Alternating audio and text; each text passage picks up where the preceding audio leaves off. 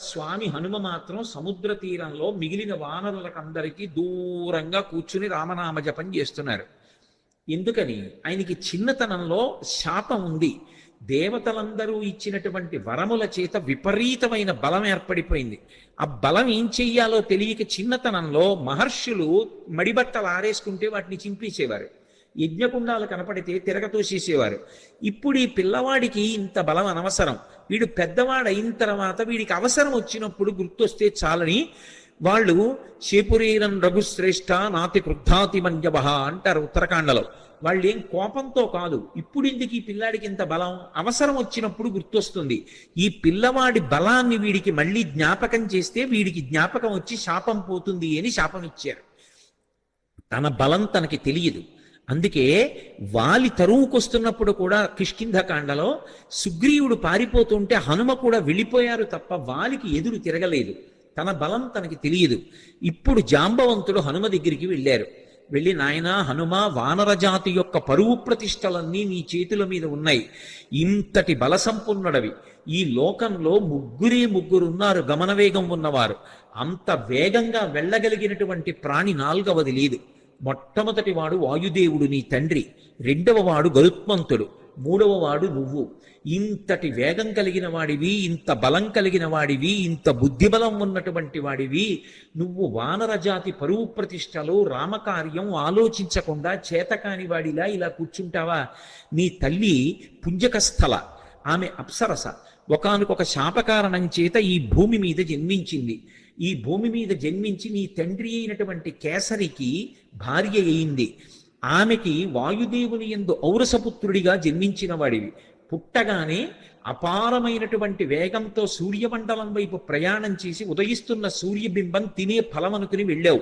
ఇంద్రుడు వజ్రం పెట్టి కొడితే హనువులంటే నీ యొక్క దవడ సొట్టబడి కింద పడ్డావు కాబట్టి నీకు హనుమ అని పేరొచ్చింది.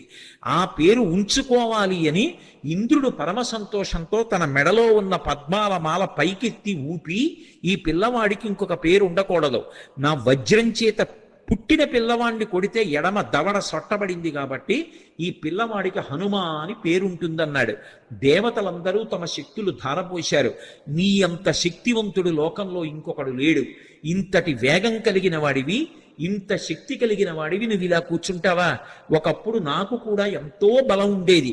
వామనమూర్తిగా శ్రీ మహావిష్ణువు ఈ భూమ్యాకాశములనన్నింటినీ ఆక్రమిస్తే ఇంతంతైవటుడింతయై వరుయుతానింతై యభోవీధిపై ఎంతై తోయదమండలగ్రమణ కల్లంతై ప్రభారాశిపై ఎంతై చంద్రునకంతయై ధ్రువునిపై ఎంతై మహర్వాటిపై ఎంతై సత్య పదోన్నతుండకుచు బ్రహ్మాండంత సంవర్ధి అని పెరిగిపోతే ఆ వామనమూర్తికి త్రివిక్రమావతారానికి 21 మార్లు ప్రదక్షిణం చేశాను నేను. కానీ ఇప్పుడు వృద్ధుణ్ణైపోయాను, బడలిపోయాను, 100 యోజనములు దాటలేను. కాబట్టి పిల్లవాడివి, శక్తివంతుడవు, నువ్వు శక్తి పుంజుకొని బయలుదేరాలని జాంబవంతుడు హనుమతో మాట్లాడి ఒక మాట అన్నాడు. హనుమాన్ హరిరాజస్య సుగ్రీవస్య సమోహ్యపి రామలక్ష్మణయోశ్చాపి తేజసాచ బలీనచ. జాంబవంతుడు రామాయణంలో ఏదైనా చెప్పాడు అంటే దానికి ఒక ప్రమాణం ఉంటుంది. ఎందుకంటే సృష్టికర్త అయిన బ్రహ్మగారు ఆవలిస్తే బ్రహ్మగారి అంశతో బయటికి వచ్చినటువంటి వాడు. ఆయన అంటున్నాడు, హనుమాన్ హరిరాజస్య, ఓ హనుమ, నువ్వు వానరులకందరికీ కూడా రాజుతో సమానమైన వాడివి. పేరుకి సుగ్రీవుడు రాజు, కానీ సుగ్రీవుడి కన్నా నువ్వు ఏ విషయంలో తక్కువ కాదు. సుగ్రీవుడే కాదు, రామలక్ష్మణయోశ్చాపి తేజసాచ బలీనచ, రామలక్ష్మణులతో కూడా నువ్వు తేజస్సులో బలంలో సమానమైనటువంటి వాడివి. అటువంటి వాడివి ఇలా కూర్చుంటావా? ఉత్తిష్ట హర్షాత్తూల హరిషాత్తూల లంఘవస్య మహార్ణవం పరాహి సర్వభూతానాం హనుమన్యా గతిస్తవ.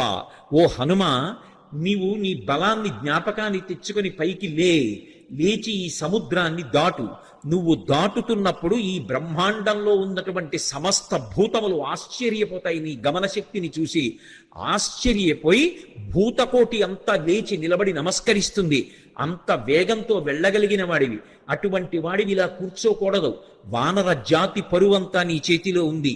నువ్వు ఇవాళ వెళ్ళి సీతమ్మ దర్శనం చేసి వచ్చి ఆమె జాడ తీసుకొస్తే మనం వెళ్ళి మళ్ళీ సుగ్రీవుడికి చెప్తే, సుగ్రీవుడు రాముడికి చెప్తే రాముడి వలన ఉపకారం పొందినటువంటి సుగ్రీవుడు ప్రత్యుపకారం చేశాడనేటటువంటి మాట నిజమవుతుంది. లేకపోతే మన ప్రభువు పరువు పోతుంది, ప్రభువు చేత పరిపాలింపబడిన వానర జాతి పరువు పోతుంది.